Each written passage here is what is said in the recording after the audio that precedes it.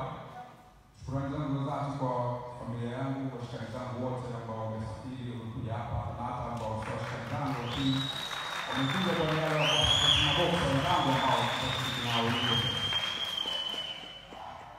Nimesikia aliwazungumza huko mtazamaji, lakini ni kawaida ya kila mtu anayefanya ibada kuwa na uhakika wa kwenda peponi, lakini uhalisia wa kweli katika pepo ni mtu anayejua Mungu mwenyewe. Kwa hivyo mimi sina mengi ya kusema, na nitamani sana siku leo itokee kwenye maisha yangu. Nafikiri hakuna sababu nitakayoweza kufanya ambalo litokea unless Promota Semunyo awe mkufu. Kwa heshima kubwa ambayo tunayo kwenye boksi, tunaweza tukasema lisitokee kesho, litokee siku nyingine, tumalize kwanza msiba. Lakini kulingana na afya za watu wote waliokuwepo, na tuna matumaini makubwa na kesho ila kizazi kitafanya